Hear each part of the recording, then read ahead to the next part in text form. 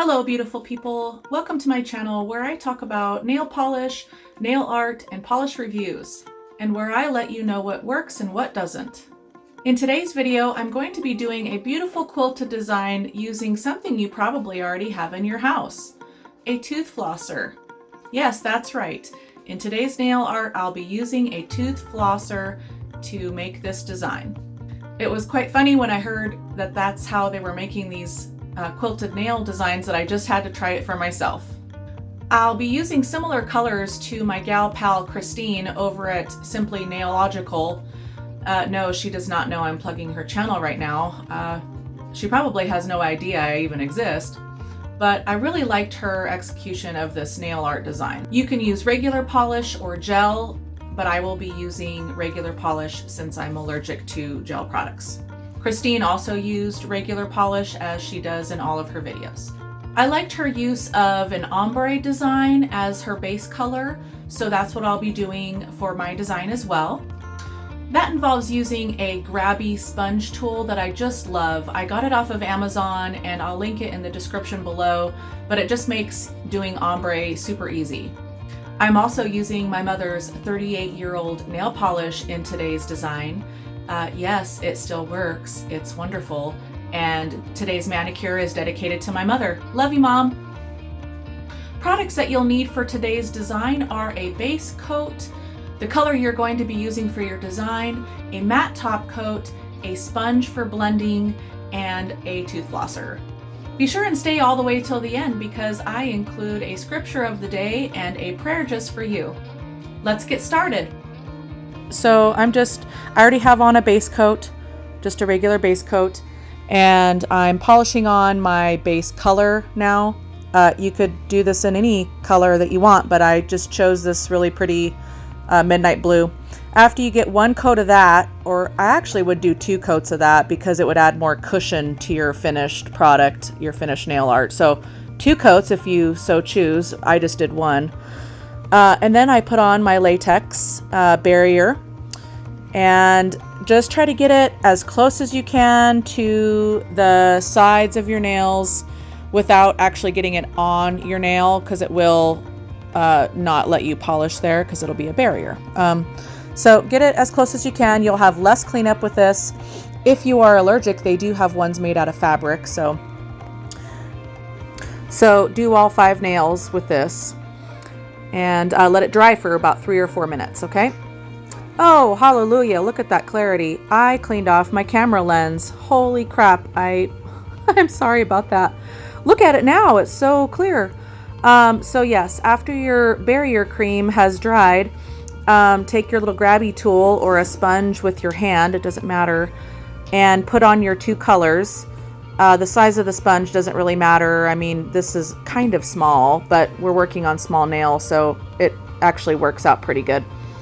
And just start dabbing this on. I found that the metallic-y green didn't really go as far as I thought it would, so I did have to apply that color more than the midnight blue color, my mom's 38-year-old polish there, the blue one. So yeah, the green tended to need a little bit more application. You'll just have to kind of eyeball it when you're doing it on your own nails.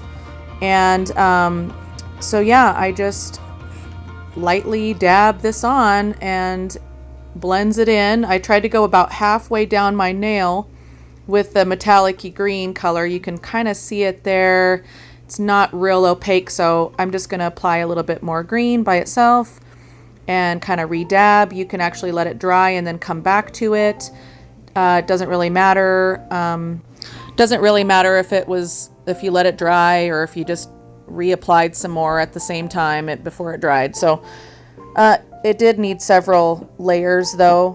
I'm just going to tell you that. So don't expect a perfect ombre on the first layer.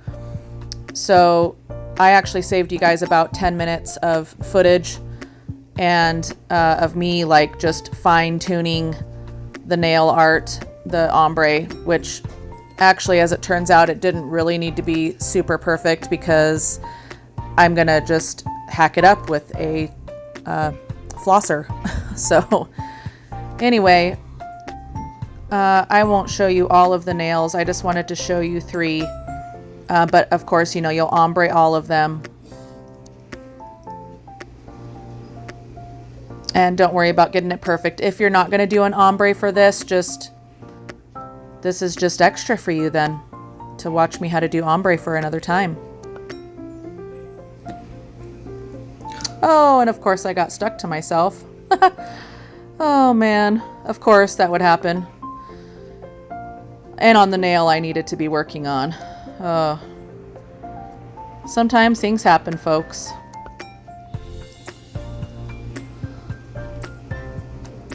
So yeah, then after you get your ombre the way you want it, then you'll take off all of your latex. And then I actually did some cleanup on aisle 2, 3, and 4. And then you just put on your matte top coat. So I only recommend doing 2 nails at once because it's probably going to dry too much by the time you get to the other nail. So I did 2 nails with matte top coat and let them dry for about 2 minutes or so. It doesn't really need to be exact. It just needs to be like drier than wet, and not tacky still. So let those dry for a couple minutes and then get out your trusty tooth flosser and just start doing some cross hatching there. I basically just did 3 lines diagonally on each way. And you don't have to press super hard, but you do want to press hard enough that it starts to kind of cut through and dent that polish. And you'll kind of notice that you go all the way down, and I actually went down past, you know, the first coat of blue. So the way mine turned out, you can actually see my nail through the lines, which isn't really a huge deal. It still looks really cool. And so yeah, just do 3 lines this way and 3 lines the other way. And if you didn't get down far enough on some spots, like the green, I noticed for me was not cutting very well, I ended up going in later with my sharp, dangerous tweezers, so I could get a little bit more definition. But there's the first one. And then just repeat, you know, the 3 diagonals one way on this nail and the 3 diagonals the other way. I just got distracted by a text message that came through. Oh boy, squirrel.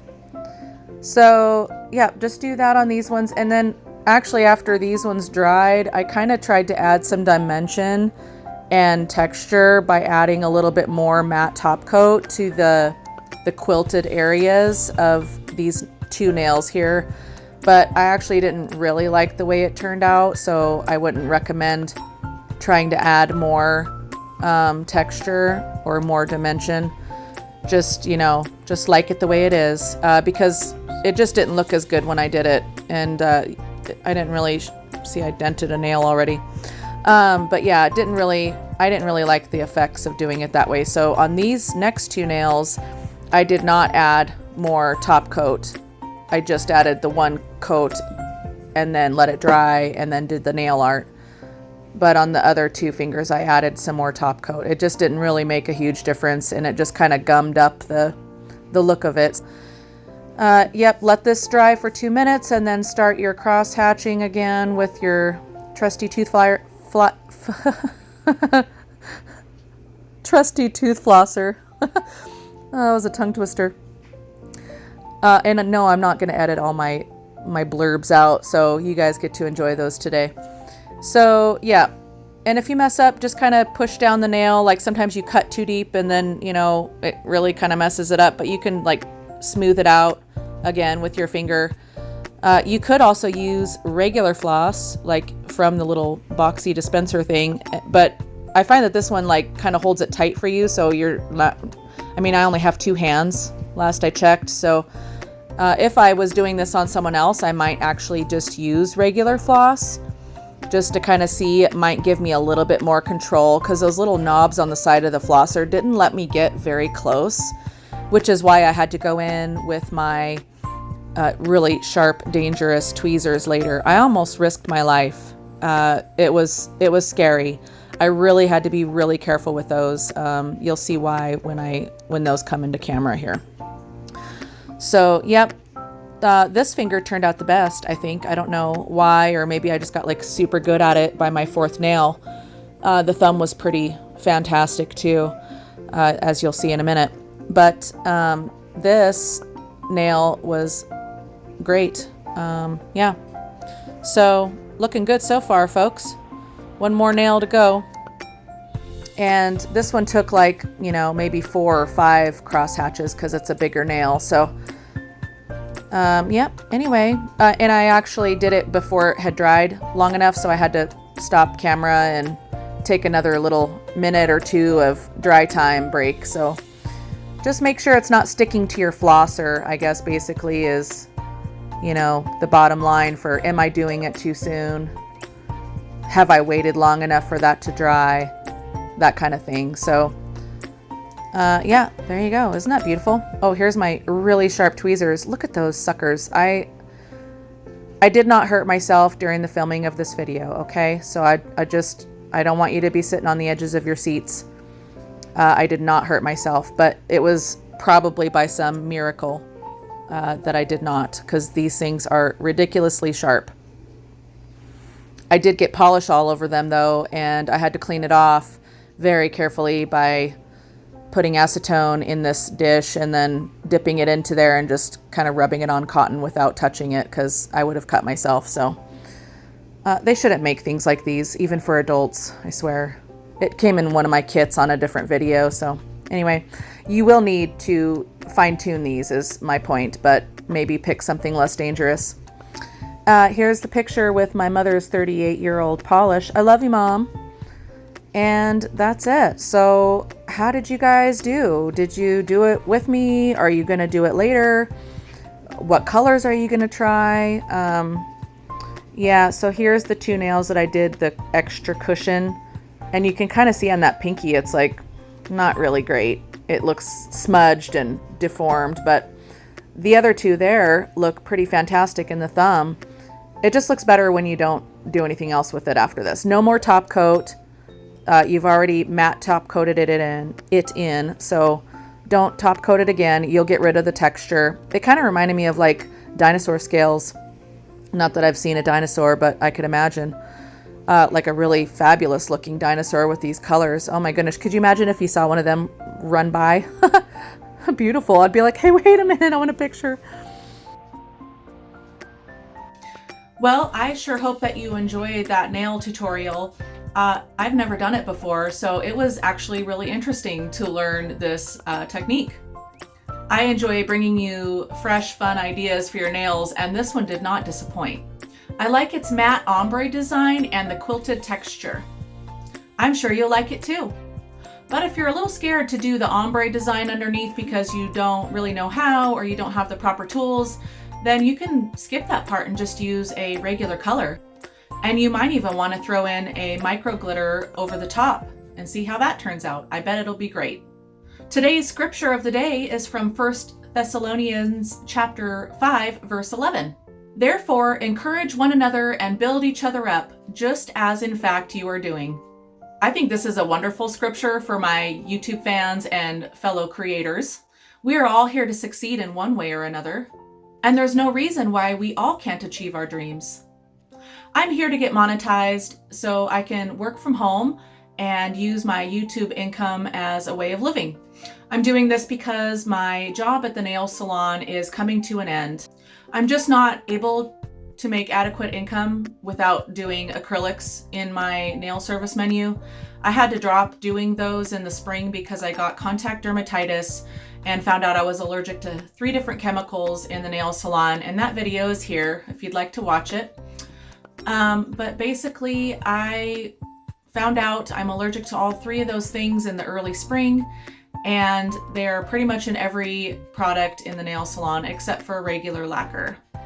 So I did some little experimenting and eliminated the use of acrylics in my nail menu, and my symptoms pretty much just stopped at that point.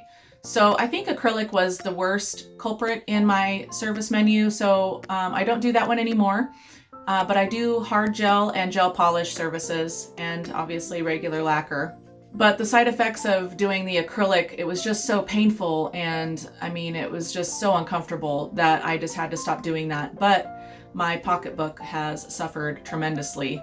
I'm down about 30–40% of my income right now, and that's just not enough to make a living. So that job will be coming to an end probably soon, which is sad. But where one door closes, another door opens. And hopefully it's this YouTube channel. So if you haven't done so already, please hit that subscribe button. Most of the people in my area do acrylic and not gel. I don't know what it's like where you're from. Mention that in the comments. And so since I don't have any acrylic clients anymore, my fall schedule is really slow. It's usually slow this time of year anyways, which is September, October. But without having my acrylic clients in the book, it's really slow. I think I had 4 appointments in the book the whole week, which I work 4 days. So it was basically like 1 appointment every day. Last week, before that was 7 appointments, and the week before that was also 7 appointments. And that's just not enough to make a living. Let's pray. Dear God, I thank you for all of my viewers. I hope they're just having the most wonderful day. Please send your love out to all of them and let them know about your presence in their lives. Thank you for each of them here today, and I pray that you can just bless them in the ways that they are needing today. In Jesus' name, amen. Thank you for stopping by my channel today. I appreciate you watching. Thank you and God bless.